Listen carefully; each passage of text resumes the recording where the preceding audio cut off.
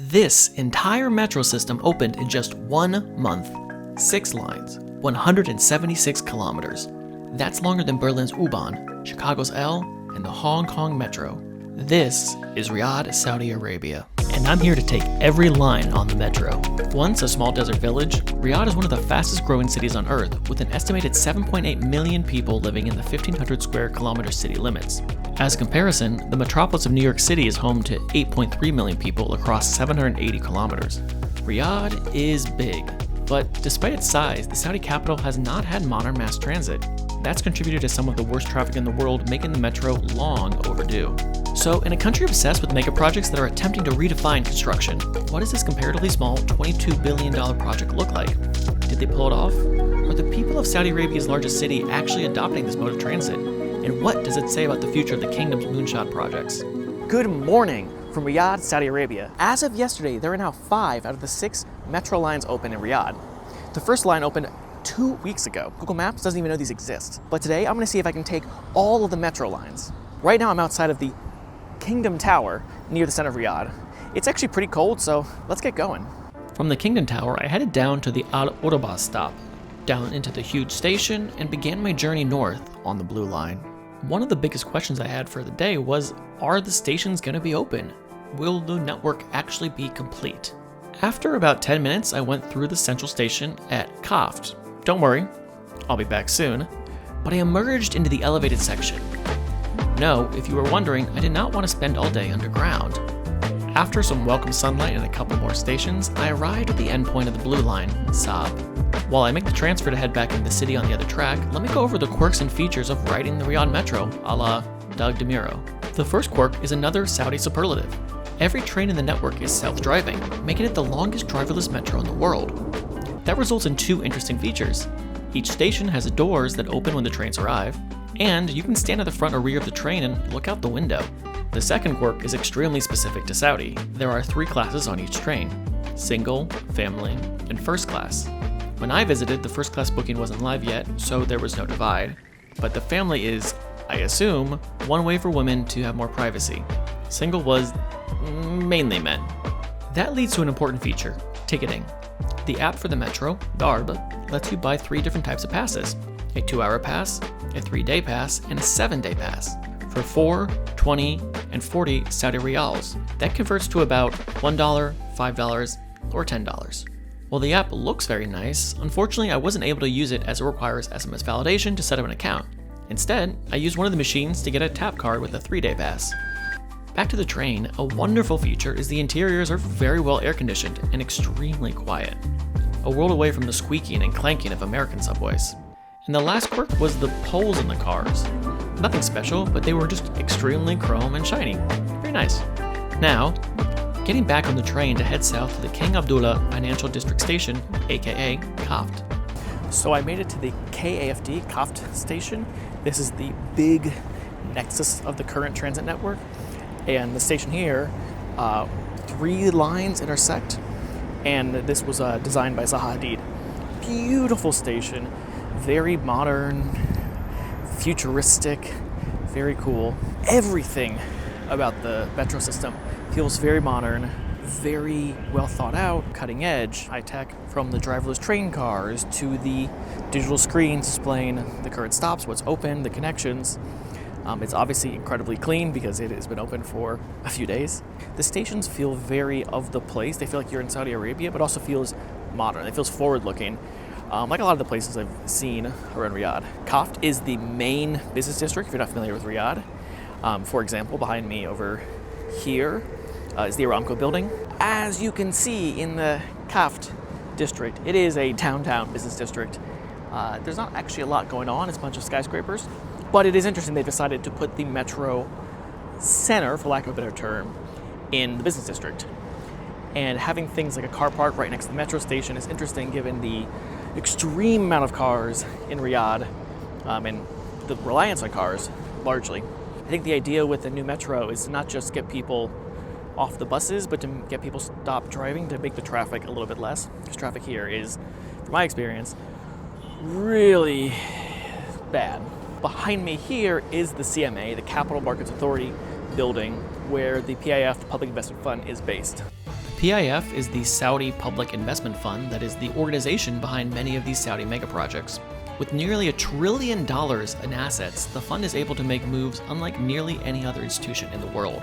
As part of Vision 2030, Saudi Arabia is building a ski resort in the mountains, a 400-meter cubic skyscraper, a 7-star resort complex on the Red Sea, the tallest building in the world, and of course, The Line, the science fiction megacity running through the desert. These are on top of the more modest development plans, like the Doraya Gate development around the ancestral Saudi village. These megaprojects are here to develop the kingdom, but they're also to get the attention of the world. The 2029 Asian Winter Games will be held in the winter resort of Trojana, and just days before I arrived, Saudi Arabia was awarded the World Cup. From outside the kingdom, those megaprojects feel like they're just crafted to get attention and PR. But here I am, on one of the first of these ambitious megaproject goals, and it's working. So that's about all there is at this stop. I'm gonna get back on the train, and we're heading to the airport. Probably not gonna fly anywhere, but we'll see. Jumping in here from my home in Philadelphia to tell you about the sponsor of this video, which is actually me.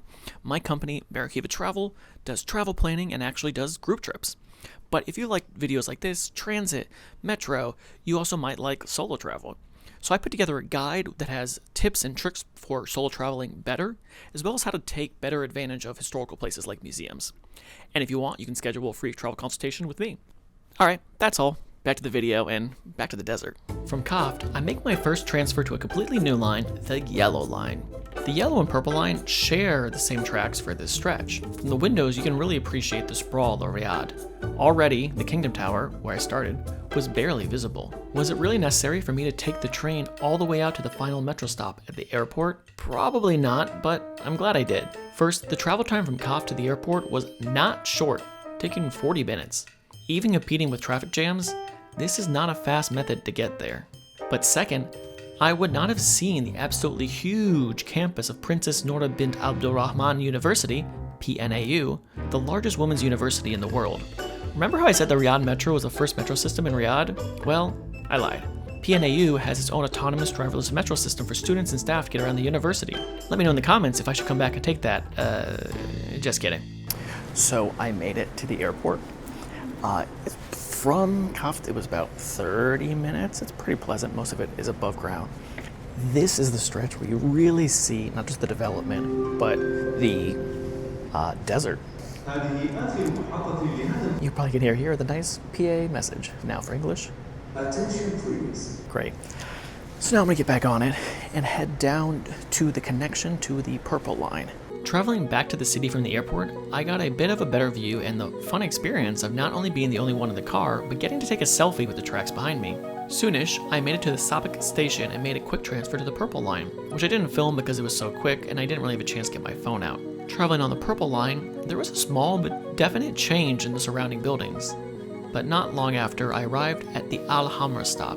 Time for some fresh air and a mall stop. Alright, so I'm in the Al Hamra Mall. At the Al Hamra stop, it's where the red line and the purple line intersect. This mall's perfectly nice. It's midday on a Monday, so it's quite empty. A lot of the stores aren't even open. One of the fascinating things about being at this mall is that there are movie theaters. And not that long ago, movie theaters in Saudi Arabia wouldn't have existed. It's shocking how fast things are moving. This is my first time here. But even still, you talk to people, you just know the timeline of events. And I think this metro is like a pretty good sign of that. That it is modern, it is finished. Where, other than China, do you just build a metro system where 5 out of 6 lines get completed within 2 weeks? And the 6th is coming in another 2 or 3 weeks. And from what I've seen so far, it's running really smoothly. There are lots of helpers, not just at the ticketing, but also at the turnstiles. They speak English, speak Arabic, obviously. But there's also helpers on the train. From what I saw in one of them, he was trying to make sure people had a place to sit. It's also interesting, as someone who's never been to Saudi Arabia, but has been to parts of the Middle East, you can kind of tell the vibe of each line. I don't know exactly what the vibe is. It feels like there's pretty distinctive attire, I guess. Don't know the small differences in local fashion. But even things just like the percentage of traditional wear versus Western wear, the percentage of young people. The one at the airport obviously had a lot more people with suitcases. But yeah, there's a lot going on there. So, what's next? From here, taking the red line to the green line, Both these lines just opened yesterday, so we'll see how this goes. And then the green line, I'm going to try to get down to the National Museum stop. Finish up this day at the National Museum. I forgot to turn on my audio here, but I'm talking about how when you have a brand new system like this, everything just works and makes sense. Two lines intersect, have them intersect at a right angle. Intuitive. The red line that I'm taking here is the first that opened just the day before. So if things aren't running well, this is where that will start to become obvious. But again, travel was easy and had the benefit of being above ground, giving me more time to see the many neighborhoods of Riyadh and the different types of architecture. Again, my microphone stopped working, but this is me transferring at the Ministry of Education stop on my way to the final stretch, the Green Line. This whole line runs underground, which gave me the rare opportunity to look out the front of the train to the tracks. Even though it was a day old, the tunnel was spotless. Also not pictured are the 3 or 4 other men sitting next to me, all doing the exact same thing, looking out the front window. Already, this line is attracting the transit nerds. So, as I suspected, the Green Line did not go all the way to National Museum as it's supposed to, or as it eventually will. It stopped at King Abdulaziz University Hospital. So I'm going to take a walk to the National Museum. It should take 30 minutes and finish the day there. And cut to 2 minutes later. It's not really walkable. It shows it's walkable. It's like the underpass of a highway for the entire way. It's not that far. I'm just gonna take a ride share and break this transit because it's too hard to get to. So I made it to the National Museum, at least basically. And it's a good reminder that driving in Riyadh is not that fun. The metro is so much more pleasant. So I'm gonna try to find the entrance and get in. Thanks for watching. Subscribe if you like travel, if you like archaeology content, and see you around.